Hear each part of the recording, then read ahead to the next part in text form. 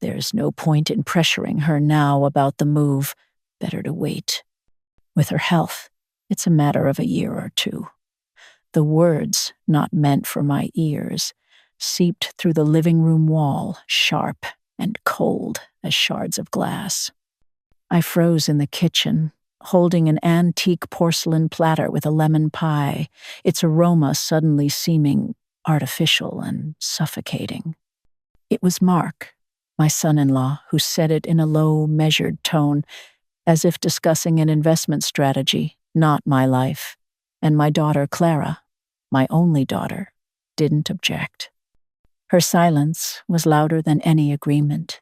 They were sitting in the living room of my house, drinking my tea and waiting for my pie, while quietly, like pathologists, they dissected my future.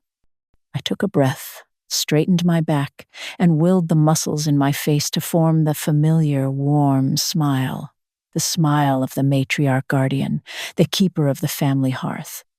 When I entered the room, they looked up, and their eyes held nothing but the anticipation of dessert. I placed the pie on the table, its sunny yellow surface gleaming in the evening light. Their laughter, which had filled the room a moment before, now sounded to me like mere noise, a white noise masking an emptiness.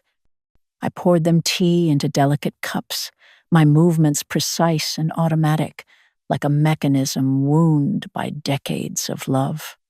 They praised the pie, talked about the grandchildren's successes at their private school, about their summer plans, and all I could hear was the echo of Mark's words and the buzzing of my own blood in my ears. The food smelled of celebration, but for me, it had no taste. I was present only physically, a transparent shell through which they were already gazing at a house by the lake, at their financial freedom built upon my legacy. When they finally left, leaving behind crumbs on the tablecloth and the faint scent of Clara's perfume, I closed the heavy oak door behind them and leaned my back against it. The house sank into its usual quiet, but tonight it wasn't comforting. It was oppressive. I didn't turn on the light in the hallway, letting the twilight fill the space. Slowly, as if performing a sacred ritual, I walked to the kitchen, gathered their dirty plates, cups, and forks. Every object they had touched felt foreign. I washed the dishes, feeling the warm water run over my hands, rinsing away not just the food scraps, but the sticky residue of their presence. I dried each plate until it shone, putting it back in its place, methodically erasing any evidence that they had been here. It was the first step, unconscious, but resolute. Finished, I sat in my late husband's old wingback chair in the library, his favorite chair, the one with a view of the garden. And it was here, in this fortress of silence and knowledge, that the memories cascaded over me. The first to surface was the image of a notary's office 12 years ago. The walls lined with legal tomes, the smell of expensive wood and paper. I, filled with pride and love, was signing the documents to create the family trust. My husband had just passed away, and I decided the best way to honor his memory was to invest in our family's future. His unique collection of rare books became the foundation of the fund meant to pay for the grandchildren's education. I remember Clara's hand squeezing mine, her eyes glistening with grateful tears. "Mom, you're giving them the best start in life," she whispered. Dad would have been so proud. I hadn't hesitated for a second then, transferring $35,000 to cover my grandson's first year at the city's most prestigious school. It had seemed so natural to sacrifice for them. My gaze drifted over the shelves and settled on a small book with a worn blue cover, a first edition of The Little Prince. I picked it up as gently as a relic. I opened the first page and traced a finger over the faded ink. The inscription, in my husband's hand, for my Eleanor, who has always seen with the heart. A bitter irony burned inside me. I had read this book to Clara hundreds of times when she was little. We would sit in this very chair, her small blonde head resting on my shoulder. She would ask endless questions about the fox, the rose, about what it meant to tame. We spoke of how what is essential is invisible to the eye. And now she, my grown daughter, looked at my legacy, at my life's work, and saw only a price tag. The words from that accidentally seen email on her laptop flashed in my memory like a neon sign. The collection will solve all our financial problems. Not wisdom, not a love of knowledge, not the memory of her grandfather, just an asset waiting to be liquidated. I sat in the darkness, and a terrible truth crystallized in my mind. My deepest fear, the one I had buried so far down, was now staring me in the face. I understood that I wasn't family.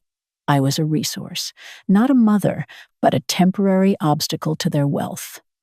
My love, my sacrifices, my very life, it had all been reduced to a figure in a bank account they couldn't wait to access. This realization brought no tears, only a cold, crystalline clarity. There was no more room for grief. It had given way to a quiet, intellectual resolve. I rose and walked to my husband's study. My movements were precise and calm. I opened the bottom drawer of his desk, took out a small metal key, and unlocked the fireproof box hidden behind a false panel of book spines. Inside, in perfect order, lay the documents. I retrieved a thick folder labeled Vance Family Trust.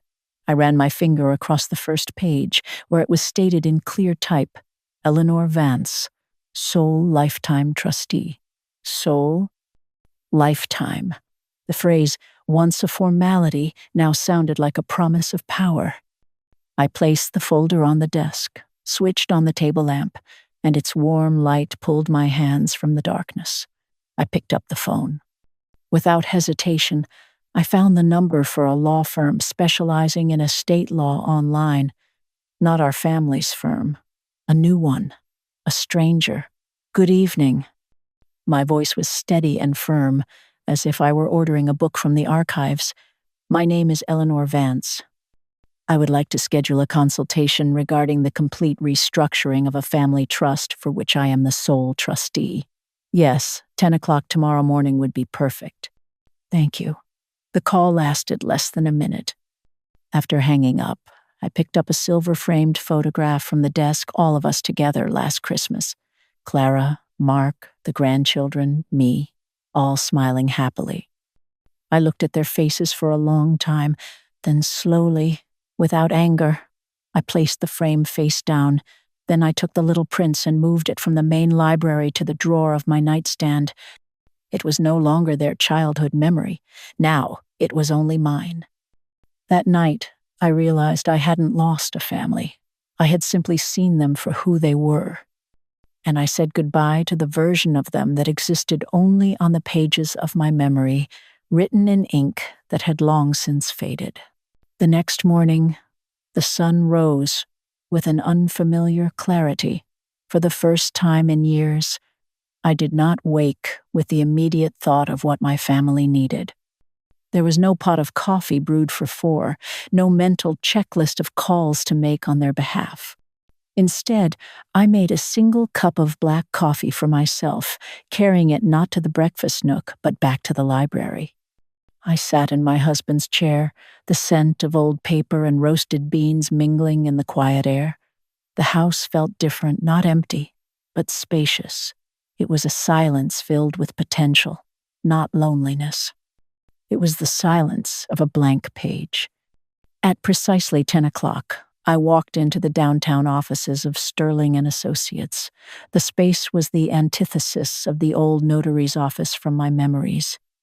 Instead of dark wood and dusty tomes, there was glass, brushed steel, and minimalist art. It was a place for the present, not the past. A woman about Clara's age, with sharp eyes and an even sharper suit, introduced herself as Miss Anya Sharma. She led me to a conference room with a panoramic view of the city. She didn't treat me with the condescending gentleness so many people reserve for the elderly. She treated me like a client. "Mrs. Vance," she began, her tone professional and direct. "You mentioned restructuring. What are your objectives?" I laid the trust documents on the cool glass table between us. My hands did not tremble. "My objective," I said, my voice as steady as it was on the phone, "is to change the entire purpose and beneficiary structure of the trust. I want to dissolve its current iteration and create a new foundation, a living one." For the next hour, I explained, not with emotion, but with the precise clarity of a librarian cataloging facts. I spoke of the book collection, of its intended purpose, and of my new vision. Miss Sharma listened, nodding, her pen occasionally making a sharp, decisive note. When I finished, she looked at me with an expression of profound respect. "Mrs. Vance," she said, "as the sole lifetime trustee, you have absolute authority to do everything you've described. It is your legacy. The law is entirely on your side. We can begin drafting the new articles immediately." Leaving her office, I felt a weight I hadn't known I was carrying lift from my shoulders. It wasn't just validation, it was empowerment. Instead of going straight home, I found myself walking through a part of the city I hadn't visited in years, the neighborhood where I had my first job. It was poorer now, the grand old buildings showing their age, but it was vibrant with life. And there, on a corner, was the Northwood Community Library. It was small and underfunded, the brick facade in need of repair, but through the large front window, I could see children sitting at tables, their faces rapt with attention as a young woman read to them. It was a scene of pure, unadulterated love for stories. My heart, which had felt like a cold stone for the past 24 hours, felt a flicker of warmth. This was it. This was where books lived, not where they were appraised. I pushed open the heavy door. The smell of aging paper and floor polish was a balm to my soul. The young woman who had been reading looked up and smiled.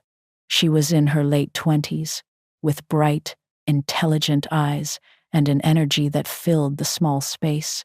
"Can I help you?" she asked. "I'm Eleanor," I said simply. "I used to work here, a very long time ago. I just wanted to see it again." Her face lit up. "Eleanor Vance? The Eleanor Vance? Your name is on the plaque by the door. You curated the original local history collection." We talked for over an hour. Her name was Maya, and she was the head librarian, a title that encompassed everything from fundraising to unblocking the toilet. She spoke with a fiery passion about her kids and her dream of creating a safe, inspiring space for them, a dream constantly thwarted by budget cuts. As I listened, my plan, once a vague notion, solidified into a concrete blueprint. I wasn't just going to save my collection. I was going to give it a home where it would be cherished, where it would breathe. That evening, back in my silent, spacious house, I sat at my husband's desk and began to write. I drafted the mission statement for the new Vance Literary Foundation. Its purpose would be to fund and supply the Northwood Library, to create a special reading room for the rare book collection accessible to all, and to establish a scholarship for aspiring librarians from underprivileged backgrounds. I felt a surge of purpose I hadn't felt in decades. I was no longer a custodian of the past. I was the architect of a future. Just as I finished the final sentence, my phone buzzed on the desk. A text message from Clara. My finger hovered over the screen before I opened it. "Hi, Mom. Just thinking of you. Mark and I saw the most perfect lake house listing. You would love it. Can we talk later?" I read the message once, then twice. The casual, thoughtless cruelty of it was breathtaking. The lake house. the one built on the foundation of my year or two. I didn't feel anger or sadness. I felt nothing but a profound, chilling distance. I set the phone down, face down, next to the silver frame I had turned over the night before. I had a legacy to build, and they were no longer part of the design. It was a Tuesday afternoon when the doorbell rang, a sharp, insistent series of presses, followed by a pause, then another. I was in the library, a cup of chamomile tea warming my hands, reading a biography. I did not get up. Through the leaded glass window beside the front door, I saw Clara's silhouette. She rang again, then knocked, her fist making a hollow, impatient sound against the heavy oak. "Mom, are you in there? Mom, open the door." "I know you're home. Your car is here." Her voice was strained, a mixture of confusion and rising frustration. She tried her key, and I heard the faint, futile scrape of metal against the new, unyielding lock. A moment of silence, then her voice again, softer now, wheedling. "Mom, please, let's just talk. I'm worried about you." I took a slow sip of my tea. The liquid was warm and soothing. I didn't feel anger, nor did I feel triumph. I felt a quiet, profound finality. My mother used to say, "If they won't hear you when you speak softly, they will hear your silence much louder." For the first time, I truly understood what she meant. Clara eventually gave up, her footsteps receding down the stone path, the silence she left behind deeper and more peaceful than before. After she was gone, I set down my book and began to walk through the house. It was no longer a home filled with ghosts. It was a museum of a life I was preparing to leave, an inventory. I started in the living room, standing before the fireplace. I remembered Christmas mornings, a young Clara, her face incandescent with joy, unwrapping a dollhouse my husband and I had spent weeks building. The memory was warm, a perfect, sunlit photograph in my mind.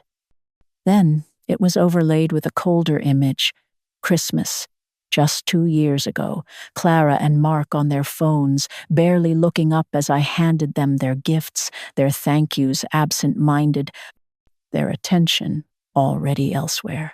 The warmth of the first memory did not erase the chill of the second.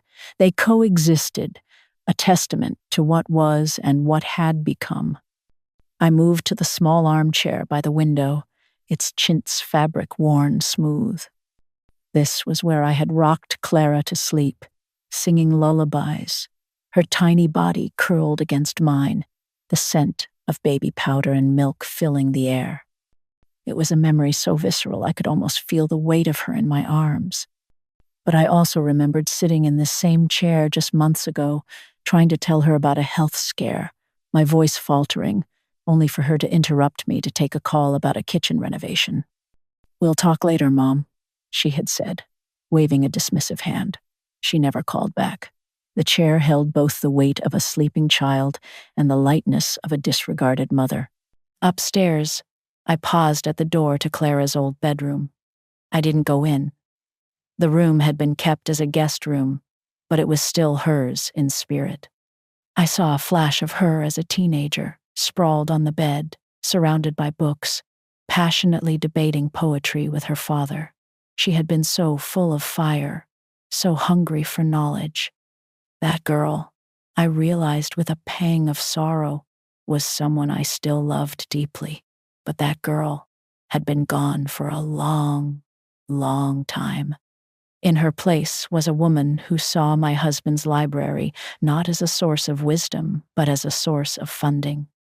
The scent of dust and old memories hung in the doorway, a perfume of love and loss. Finally, I returned to the library. I ran my hand over the spines of the books, the legacy my husband had built. This was the heart of it all, the source of their happiness and their greed. I picked up The Little Prince, its cover familiar and comforting in my hands. I remembered Clara's small finger tracing the illustrations, asking, Why is the rose so proud? And I remembered Mark, standing in this very room, gesturing to the shelves, and saying to a friend on the phone, "Yeah, it's basically a retirement plan just sitting here." My tour was complete. The inventory was taken. I sat at my husband's desk, took out a clean sheet of paper, and drew a line down the middle. On one side, I wrote, "To keep." On the other, "To leave behind." The first list was short and precise. My husband's desk, the wingback chair, the photograph of my parents, the box labeled "Archive," and the entire collection of rare books. The second list was just one line, "Everything else." It wasn't a rejection of the past, but a conscious selection of what parts of it would build my future. The next day, the packing began. I didn't start with clothes or kitchenware. I started with the most important thing. I went to the local art supply store and bought a set of archival quality, acid-free boxes. Back in the library, I began the slow, meditative process of packing the rare book collection. Each volume was a piece of my history, of my husband's soul. I handled each one with reverence. I gently wiped the dust from a leather-bound copy of Shakespeare's sonnets, its pages whispering as I wrapped it in soft, clean muslin. I carefully placed the first edition of The Little Prince into a custom-sized box, its frailness a reminder of how precious and easily damaged some things are. This was not a chore. It was a ritual. I was not packing away objects. I was securing the foundations of my new life, the very soul of the Vance Literary Foundation. When the last of the most valuable books was safely nestled in its box, I took a black marker and wrote on the side in my neat librarian's script. I didn't write books or fragile. I wrote one word, future. As I sealed the final box, I looked around the room. The shelves, now with significant gaps, looked not empty, but relieved, as if they could finally breathe. The house no longer felt like a place of ghosts and disappointments. It felt clean, ready for new stories, stories that would be written without me. The morning air was crisp, with the promise of autumn. I sat on my porch swing, a place I had long avoided because it felt like a waiting station for family visits. Now, it was simply my own, a place to watch the world wake up. In my lap was the real estate section of the newspaper, open to a page with a small apartment listing circled in red ink. It was near the Northwood Library, half the size of my current house, and perfect. A few minutes later, I made the call, my voice clear and decisive as I scheduled a viewing. The act was another stitch in the fabric of my new life.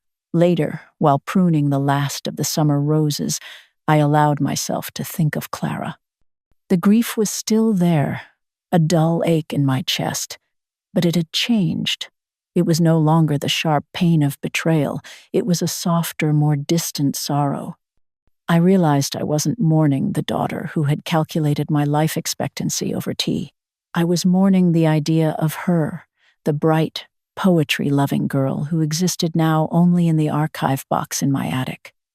That afternoon, as I was carefully wrapping a porcelain teapot in newspaper, the phone rang. It was an unfamiliar number, so I let it ring, expecting it to go to voicemail. But it persisted, a steady, patient series of rings. On the fourth, I picked it up. "Hello?" A hesitant voice on the other end, one I hadn't heard in weeks. "Grandma? It's Leo, my eldest grandson." His tone was tentative, stripped of its usual teenage bravado. I remained silent, waiting. I just wanted to. I'm sorry," he mumbled, the words sounding clumsy and foreign in his mouth. My first instinct, the old grandmotherly one, was to soothe him, to say, "It's all right, dear." But the woman who had packed her future into labeled boxes knew better. I kept my voice gentle but firm. "Leo," I said calmly, What, specifically, are you sorry for? There was a long pause on the other end of the line. I could hear his shallow breathing. For not saying anything, he finally said, his voice cracking slightly. That day, at the house, I heard what Dad said, and when Mom didn't, I just sat there. I ate your pie, and I didn't say anything. I've been thinking about it ever since. It was wrong.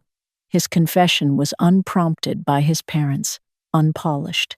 It was raw, and it was real. It was the first crack in the wall of their united front. "Thank you for telling me that, Leo," I said, my voice softening. "That means a great deal." Can I see you?" he asked, the question so small I almost missed it. "I just want to talk." I considered it. My fortress was secure, my resolve firm. But his voice held a note not of manipulation, but of genuine remorse. "All right," I said, laying down my own unbreakable terms. "But just you, Leo. Come to the house tomorrow at 4. Use the front door." He arrived precisely on time. The sound of his knock was different from his mother's, a soft, respectful tapping. I opened the door and led him not into the formal living room, but into the kitchen. The air was filled with the simple, honest scent of freshly baked bread. I had made a small loaf, nothing fancy. I sliced it and put it on a plate between us at the small kitchen table, along with a pot of tea. The atmosphere was restrained, a little awkward. He looked around, noticing the stacks of boxes in the hallway. "You're moving?" he asked, his eyes wide. "I am," I replied simply, pouring him a cup of tea.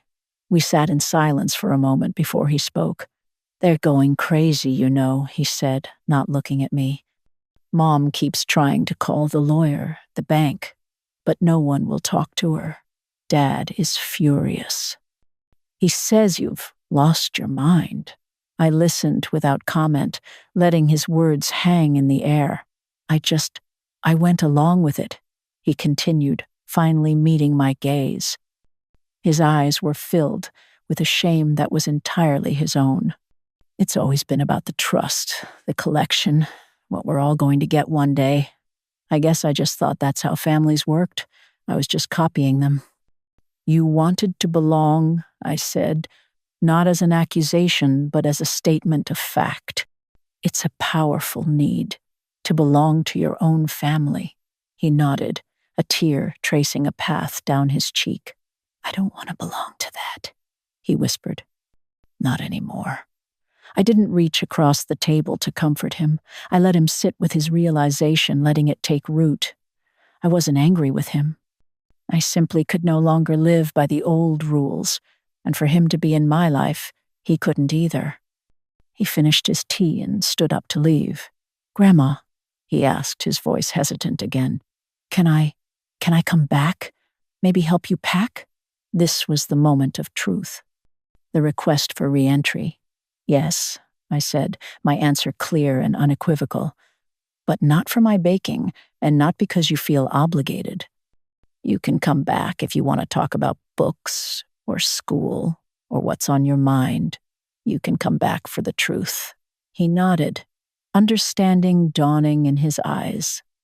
As he turned to go, I wrapped 2 thick slices of the warm bread in a napkin and handed it to him.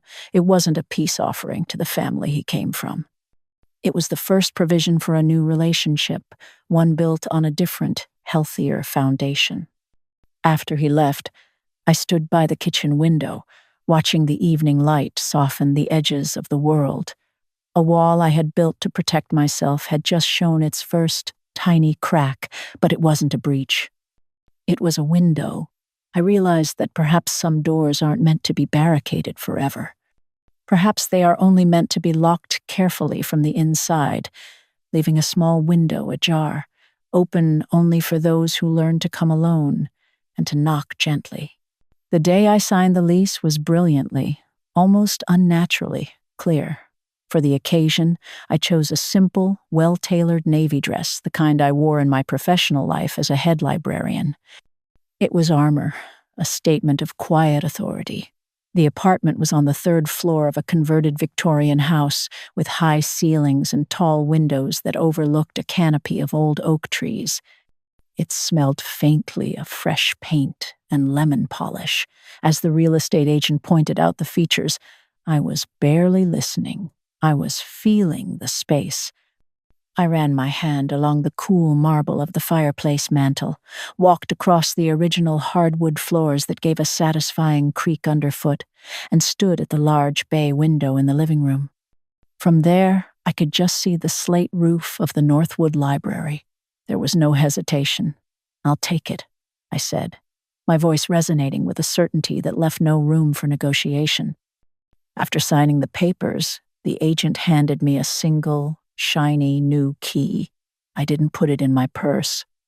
I held it in the palm of my hand all the way home, its sharp edges a tangible promise of the life I was now building for myself. That evening, I began the final stage of packing. I carefully wrapped my mother's porcelain tea set, each cup and saucer a memory of quiet afternoons and shared wisdom. As I nested the last cup in its tissue paper tomb, I knew I wasn't just packing china. I was packing the matrilineal strength that had finally, belatedly, bloomed in me. 2 days before the move, Leo arrived as promised, his presence a quiet comfort as we worked. We were labeling boxes when the sound came Mark's car, its engine a familiar, unwelcome rumble. He didn't use the bell. His knock was a series of hard, authoritative raps. "Eleanor, I know you're in there. We need to talk. This has gone far enough." Leo froze, his eyes wide. I placed a calming hand on his arm. "It's all right," I murmured, then walked to the front door, leaving the security chain engaged. His face was a mask of strained patience, visible through the narrow gap. "What do you want, Mark?" I asked, my voice calm, devoid of the emotion he expected. "What do I want?" he sputtered, incredulous. "I want to know what the hell is going on. You've locked Clara out of her own mother's house. You've cut off all communication. She's a wreck. This is my house, Mark," I stated simply. "Clara is an adult. She is responsible for her own emotional state. This is about the money, isn't it?" He accused, his voice dropping to a conspiratorial hiss. "You think we're just after your money. The money, as you call it, is a collection of rare books meant to fund an education in the arts and humanities." I corrected him gently. "It was never intended to finance a lake house." His face flushed. "Clara is your daughter, your family. After everything you've done for us," he began, his voice rising in manufactured outrage. I cut him off, my words precise and cold as a surgeon's scalpel. "The things I did for you were gifts, Mark, not investments you could cash in upon my death. There is a difference." He stood there, speechless, his arsenal of manipulations exhausted. He had come expecting tears, arguments, a dramatic scene. He found only quiet, unshakable facts. He finally shook his head, a look of genuine bewilderment on his face, and walked away. I watched him go, then leaned my forehead against the cool wood of the door. The tears that came were not for him, or even for the life that was now irrevocably over. They were for the 68 years it had taken me to learn how to say no. I cried for 7 minutes, a quiet, cleansing storm. When it was over, I dried my eyes, my breath steady. The last ghost had been exorcised. The following evening, I hosted my 2 oldest friends, Martha and June, for one last tea in the old house. The living room was an obstacle course of boxes, but I had cleared the space around the fireplace, creating a small island of warmth and normalcy. We sat on the floor on cushions, balancing our teacups on a stack of books. The atmosphere was easy, filled with the comfortable shorthand of a 50-year friendship. June, a retired nurse with a wicked sense of humor, was recounting a disastrous attempt at online dating, while Martha, a history professor, was passionately defending a controversial new biography. They didn't ask probing questions or offer pity. They offered the priceless gift of normalcy. After a while, I looked at them, my heart full. "I have some news," I said. "I've sold the house. I'm moving into a small apartment near the Northwood Library next week." They looked at each other, then at me, their eyes bright with understanding. "Well, it's about damn time," Martha said, raising her teacup. "To new chapters," June added with a grin. There was no sadness, only celebration. They were my true family, the one I had chosen, the one built not on obligation, but on mutual respect and unwavering support. The movers were scheduled for Saturday. On Friday afternoon, I was alone, performing a final sweep, when I heard a key in the new lock. It didn't turn. Then came the knock. I opened the door to find Clara standing on the porch. She looked diminished, her usual polished confidence replaced by a brittle anger. She had used a spare key I'd given Leo for emergencies. "Leo, let me borrow his key," she said, pushing past me into the house as if she still had the right. She stopped dead in the entryway, taking in the landscape of boxes, the bare walls, the echo of emptiness. "What is this? What have you done?" she demanded, her voice sharp with disbelief. "I'm moving, Clara," I said quietly, closing the door behind her. "Moving? Without telling me? After everything? This is what I get for caring, for worrying about you?" The first manipulation, guilt. "You weren't worried about me, Clara," I replied, my voice even. "You were worried about your access to the trust." "There's a difference." She flinched as if struck. "How can you say that? I'm your daughter. These are your grandchildren. You're just going to throw your family away?" The second manipulation, family obligation. A family is a circle of support, not a line of credit, I said, the words coming to me with absolute clarity. For years, I was treated not as a mother, but as a resource, an obstacle to be managed until my assets could be liquidated. I am not throwing a family away. I am simply closing a business that was no longer profitable for my soul. "So that's it?" she sneered, her fear turning to rage. "You're going to leave us with nothing? You're going to spend your final years all alone, bitter and miserable in some tiny apartment. You'll die alone, Mother." The third and final manipulation, a curse, a prophecy of lonely despair. I let her words settle in the quiet room. Then I looked at her, and for the first time, I saw her not as my child, but as a stranger I felt a profound pity for. "Clara," I said, my voice soft but unbreakable, "my life is not ending. It is finally beginning. I will not be alone. I will be surrounded by books, by children eager to learn, by friends who value my mind, not my balance sheet. The only person who will be truly alone is the one who believes love has a price tag." I walked over to my husband's desk, picked up a single, beautifully bound book, and held it out to her. It was the first edition of The Little Prince. "This is what you came for, isn't it? The most valuable piece." She stared at it, her eyes wide. "This, and everything else like it, has been donated to the Vance Literary Foundation to fund the Northwood Library. The trust has been irrevocably restructured. There is nothing left for you to wait for." The color drained from her face, defeated, not by anger, not by revenge, but by a quiet, unassailable truth. She looked around the empty room, at the woman she no longer recognized, and turned without another word. I watched her walk out of the house, her shoulders slumped, a portrait of loss. I closed the door behind her, and the sound of the deadbolt sliding home was like a final, perfectly placed period at the end of a long and difficult sentence. The door closed behind her, a definitive end. I felt no joy, no sadness, only a profound silence. But this was not the silence of loneliness. It was the silence of sovereignty. The final seal on my old life arrived, not with a bang, but with a quiet email. It was from Anya Sharma, my lawyer. The subject line was simple: final confirmation. I opened it, my hand steady on the mouse. The email was brief and professional, confirming that the sale of the house was complete, the funds transferred, and the Vance Literary Foundation officially endowed and operational.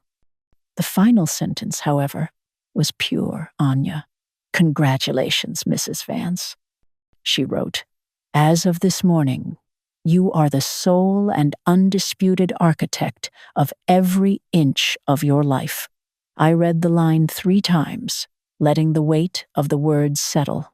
Architect. It was the perfect word. I was no longer a custodian, a guardian, or a resource. I was a builder. Later that day, I made one last trip to the old neighborhood post office. I walked up to the counter and handed the clerk the forwarding address form. In return, he gave me a small, bronze key to my new mailbox. It felt heavier and more significant than the key to the entire house ever had. A few days later, Leo came over to the old house, one last time. We sat on the floor in the nearly empty living room, surrounded by the ghosts of furniture outlined in the dust on the floorboards, sharing a simple lunch of sandwiches and lemonade from a thermos. The atmosphere was light, free from the oppressive weight of expectation that had once filled these walls. He was quieter than usual, picking at the crust of his sandwich. Dad says you've become a stranger, he said, the words coming out in a rush. He says he doesn't even know who you are anymore. I took a slow sip of my lemonade before answering. He's not wrong, Leo, I said gently, but he isn't mourning me. He is mourning the version of me that was convenient for him, the woman who asked for nothing and gave everything. He doesn't know the new me yet, and perhaps he never will. That is his choice, not my failing. He nodded, absorbing this.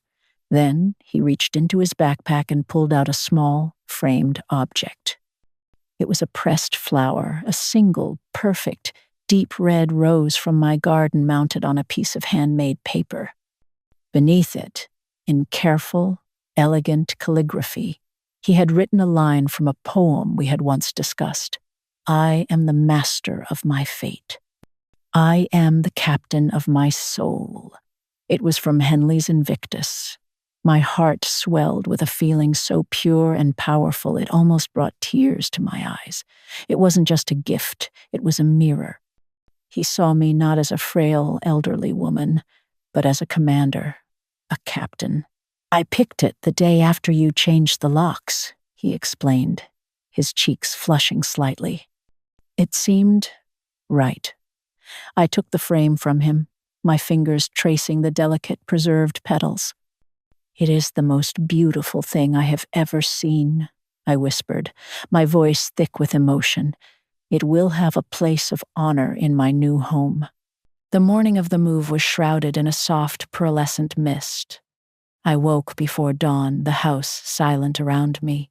I walked through the empty rooms one last time, my footsteps echoing in the hollowness. I ran my hand along the banister, its wood worn smooth by the passage of my family's hands over 70 years. I stood in the doorway of Clara's old room and remembered not the arguments but the bedtime stories. In the kitchen, I touched the worn spot on the counter where I had rolled out dough for 1,000 pies. There was no pain in these memories now, only a quiet, gentle gratitude for the lessons they had taught me. This house had been my cocoon, and now it was time to leave it behind. On the kitchen counter, I left the old set of house keys and a simple, single-page letter. It was not addressed to anyone in particular. It simply said, "Thank you for the shelter. May you find your own peace within these walls." I walked out the front door, closing it softly behind me, and I did not look back. Arriving at the new apartment building felt like coming up for air. The mist had burned off, and the lobby was flooded with bright, clean sunlight. The building manager, a kind woman named Sarah, greeted me with a warm smile and a small potted orchid. "Welcome home, Mrs. Vance," she said. The movers were efficient and respectful, their cheerful chatter a welcome sound in the empty space. As they brought in the larger pieces, I opened the first box myself, the one labeled Future. I unwrapped my husband's favorite wingback chair and directed the movers to place it in the bay window. Next, I unpacked Leo's gift and hung it on the wall beside the chair, its message of strength and sovereignty, the first piece of art to grace my new home. Finally, I opened a box marked Kitchen and took out my old electric kettle. I plugged it in, filled it with water, and as I waited for it to boil, surrounded by boxes and the scent of new beginnings, I felt a profound sense of peace. This was not just a new apartment. This was my new territory. My new routine settled into a comfortable rhythm over the next few weeks. One rainy afternoon, while unpacking the last of the books, a folded, yellowed piece of paper fell from between the pages of my husband's favorite anthology of poetry. It was a note he had written me years ago, a silly little thing I had forgotten. My dearest, Eleanor. It read, "Thank you for reminding me that a library isn't a collection of books, but a collection of possibilities. You have always been the architect of our best possibilities." The echo of Anya's email was so uncanny it made me laugh out loud. It was as if he were reaching across time to give me his blessing. The next morning, I did something I hadn't done in years. I baked a loaf of sourdough bread, not for a family gathering, but for myself. The methodical process, the feeding of the starter, the kneading of the dough, the patient waiting was a form of meditation. The scent of baking bread filled my small apartment, a smell not of obligation, but of self-nourishment. That afternoon, Leo stopped by, as he now did twice a week. He found me in the kitchen, slicing the warm bread. We sat at my small table, eating thick slices slathered with butter and jam, talking about his plans to build a new computer. He was saving up for the parts himself. "It's better when you build it yourself," he said, his mouth full. "You know how everything works." I smiled. He was learning. As he was leaving, he paused in the doorway and looked around at the sun-drenched room, at the books lining the shelves, at me, sitting contentedly in my wingback chair. "Are you happy here, Grandma?" he asked, a genuine curiosity in his voice. "Is this peace?" I considered his question for a moment, the orchid on my windowsill catching the afternoon light. "Peace is a very large country, Leo," I said softly. "This may not be all of it, but it is a beautiful sovereign state within it, and it is all mine." That night, as the city lights began to sparkle outside my window, I sat in my chair and thought about the woman I used to be.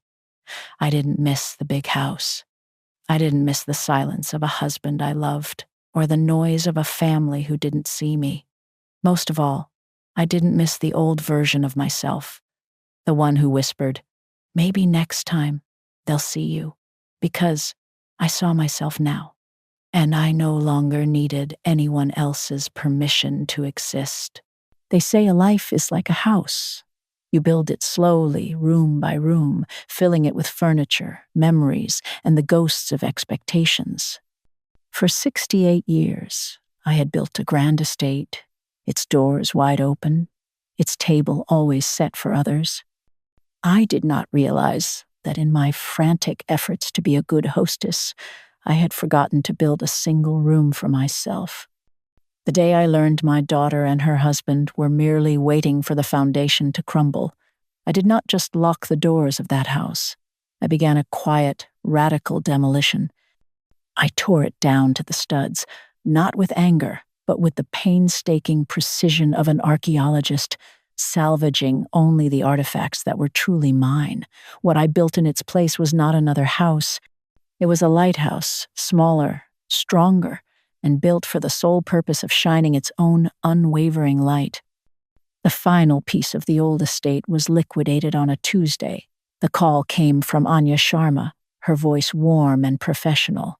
The final proceeds from the sale of the house have been cleared, Eleanor. The amount is substantial. I listened, feeling a calm detachment, as if she were discussing a property on a monopoly board. There was no pang of loss, no nostalgic ache.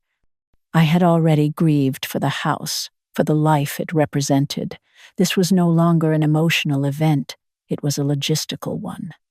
That afternoon, I walked to the downtown branch of the city's Women's Transition Fund, a charity that provides emergency housing and resources for women leaving abusive situations.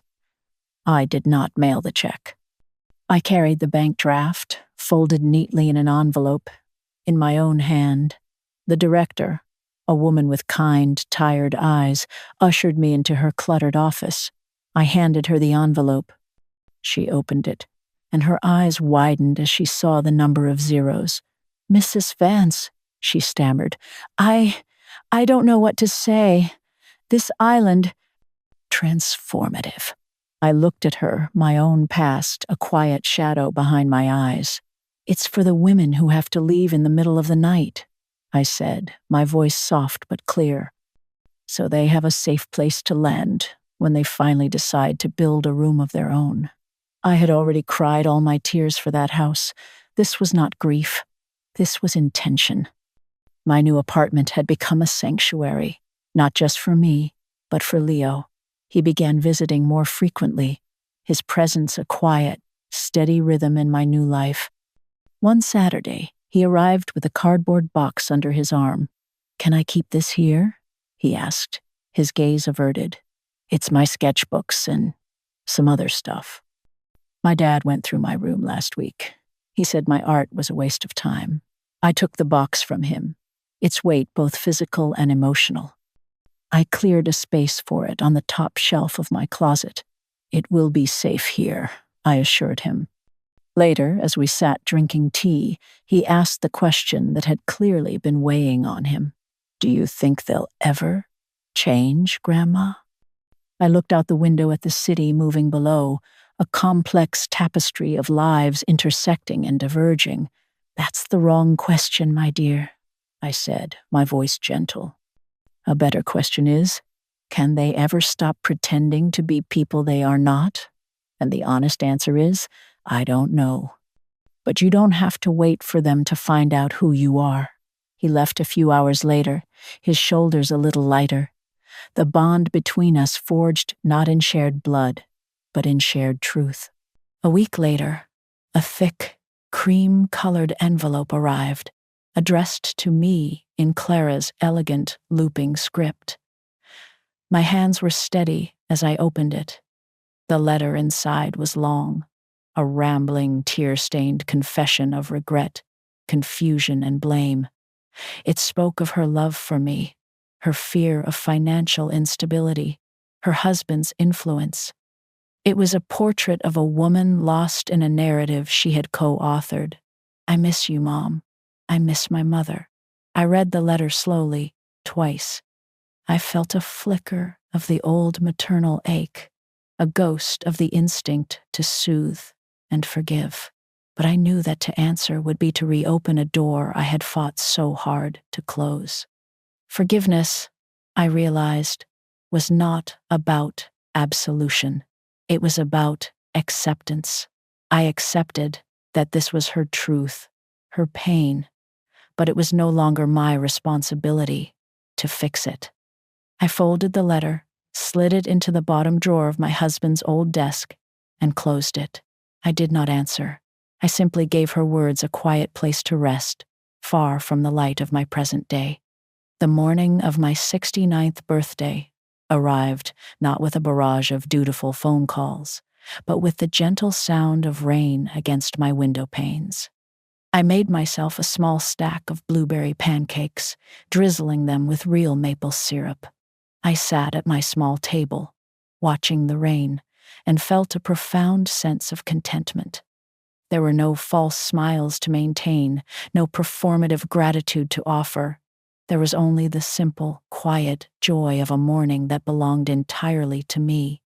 At noon, Leo arrived, his hair damp from the rain. He handed me a small, clumsily wrapped gift. It was a clay pot he had made in his ceramics class, imperfectly shaped but painted with a surprisingly detailed image of a lighthouse, its beam cutting through a storm. "It's for the orchid," he said. Later, he told me he had signed up for an advanced art class, using the money he'd earned from a part-time job. "You made me realize," he said, "that it's okay to build something just for yourself." As he was leaving, he paused and looked at me, a thoughtful expression on his face. "You know, you seem different, Grandma. Taller, somehow. Like a person who doesn't flinch anymore." In the weeks that followed, the pattern of my new life solidified into a beautiful, peaceful routine. My orchid, once a gift, now thrived in its new, handmade pot. I spent my afternoons at the Northwood Library, reading to children in the newly dedicated Vance reading room, its shelves filled with my husband's legacy. My friends, Martha and June, came for dinner once a week, our conversations a lively mix of politics, books, and laughter, fueled by simple soups and good wine. On my phone, another text from Clara appeared. "Happy birthday, Mom. I hope you are well." And I swiped it away without a flicker of emotion, not out of anger, but out of a serene and total indifference. That evening, I sat at my desk and opened my journal. The circle was closing. They had wanted my house to be their inheritance, my legacy to be their bank account, my life to be the prologue to their comfort. They had waited for my story to end. And in doing so, they had given me the greatest gift of all, the courage to finally begin it. I picked up my pen and wrote the last entry. They once treated my life as if it were a story already written, its last chapter a foregone conclusion. Now, I finally have the answer to the unspoken question that hung in the air of every room I entered. Why was I still here? I am here to learn the sound of my own name spoken in a quiet room. I am here to set a table for one and to find it bountiful. And I am here to learn that the strongest door is not the one you barricade against the world, but the one you hold open for those who have learned to knock with gentle hands.